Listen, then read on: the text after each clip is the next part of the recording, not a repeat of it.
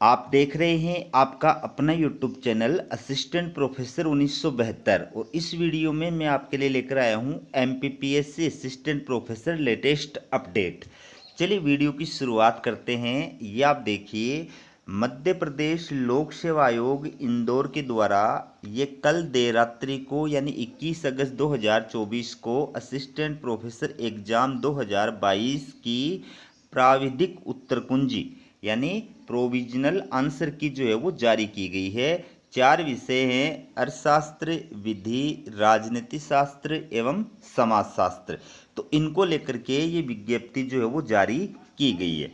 इस वीडियो के अंदर मैं आपको ये बताऊंगा कि आपको जो है क्वेश्चंस के ऊपर या फिर आंसर्स के ऊपर किस प्रकार से आपत्ति दर्ज करानी है। ठीक है, तो सबसे पहले आप इस विज्ञप्ति को पढ़ लीजिए, उसके बाद में मैं एक एक करके आपको डिटेल से इसको समझाऊंगा।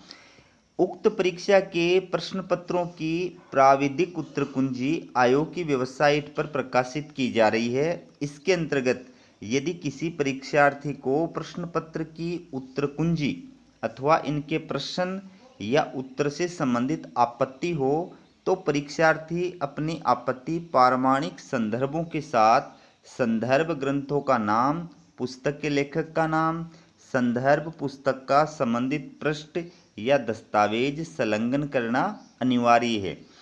ऑनलाइन लिंक पर निर्धारित परीक्षा शुल्क के साथ आयोग की ये जो वेबसाइट है, यहाँ पर लिंक उपलब्ध होने के दिनांक से 7 दिवस के अंदर अभ्यर्थी ऑनलाइन आपत्ति दर्ज करें।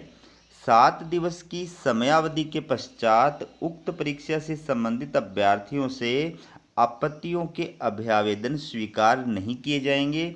इस संबंध में कोई पत्राचार भी मान्य नहीं होगा। उक्त परीक्षा की चारों सेट की संयुक्त प्राविधिक उत्तर कुंजी संलग्न है। तो दोस्तों, जैसा कि आपने पढ़ा है, इसके अंदर एमपीपीएससी के द्वारा ये जो 4 विषय दिए गए हैं, इनकी अस्थायी उत्तर कुंजी जो है वो जारी की गई है और अभ्यर्थियों से इसके ऊपर आपत्तियां मांगी गई है। तो अब आपको इसके ऊपर आपत्तियां जो है वो दर्ज करानी है। कैसे दर्ज कराएंगे? नंबर 1, आपको सिर्फ ऑनलाइन आपत्ति ही दर्ज करानी है, ऑफलाइन आपत्ति दर्ज नहीं करानी है। या अन्य किसी माध्यम से अगर आप आयोग को डायरेक्ट जो है अपनी आपत्ति भेजते हैं तो वो भी मान्य नहीं होगी। ठीक है। दूसरी बात इसके अंदर ये है कि आपको एग्जाम के अंदर अपने विषय में जो पेपर का सेट दिया गया था, उस पेपर के सेट के अंदर जो क्वेश्चन जिस क्रमांक नंबर के ऊपर है उसके अकॉर्डिंग इसके अंदर चारों सेट की आंसर की जो है वो जारी की जा रही है। तो उसके अकॉर्डिंग आपको आपत्ति दर्ज करानी है। तीसरी बात, आपत्ति जो है वो आपको आयोग की ऑफिशियल वेबसाइट पर ही दर्ज करानी है और उसका लिंक जो है आपको आयोग की ऑफिशियल वेबसाइट पर मिलेगा। वहां पर जाकर के आपको ऑनलाइन आपत्ति दर्ज करानी है। आयोग ने आपको जो है 7 दिन का इसके अंदर समय दिया है। 7 दिन के अंदर अंदर आपको आपत्ति दर्ज करानी है।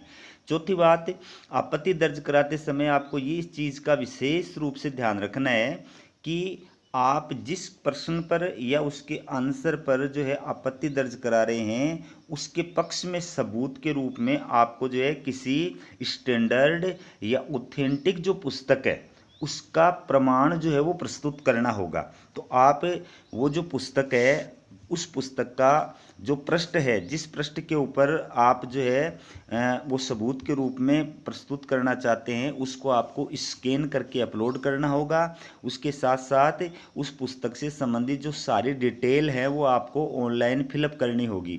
फॉर एग्जाम्पल, उस ग्रंथ का क्या, उस पुस्तक का क्या नाम है, उसके लेखक का क्या नाम है, उसके प्रकाशक का क्या नाम है, किस वर्ष प्रकाशित हुई थी, वो जो है पृष्ठ संख्या कितनी है, वो सारी चीज़ें आपको जो है ऑनलाइन डिटेल देनी होगी। ठीक है।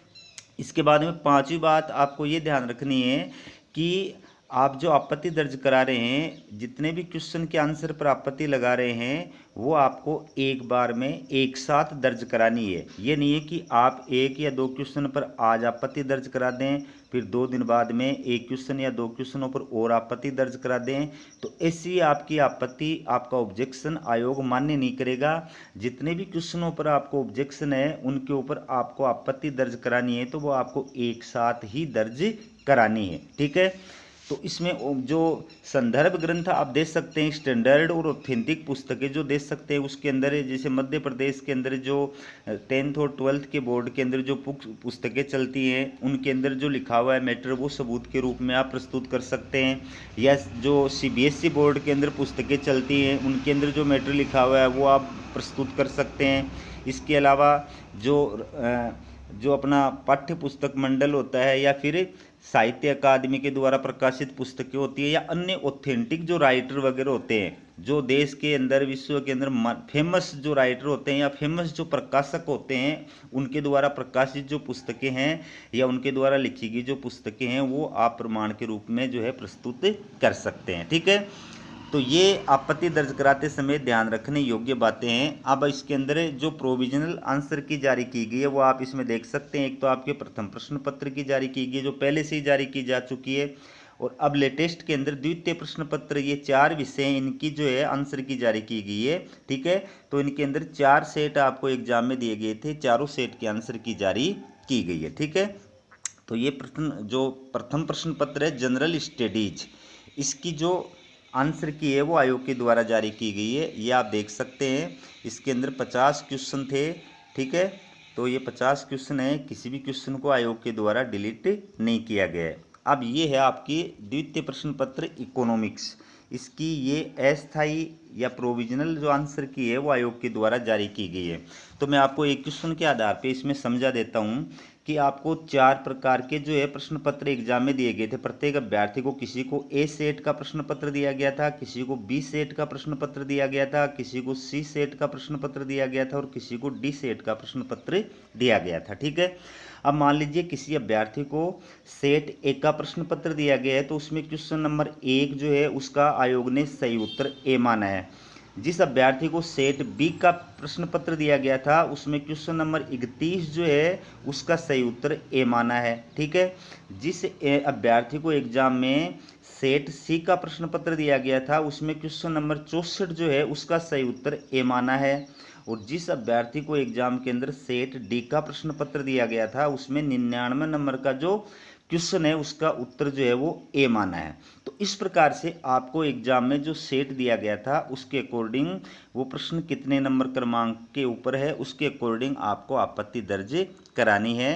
तो ये इकोनॉमिक्स की जो फाइनल आंसर की है वो आयोग के द्वारा जारी की गई, अस्थायी आंसर की जो है वो जारी की गई है। इसमें टोटल 150 क्वेश्चन है। ठीक है, दूसरा सब्जेक्ट है लॉ, तो इसके अंदर भी आप देख सकते हैं इसी प्रकार से आपको आपत्ति दर्ज करानी है।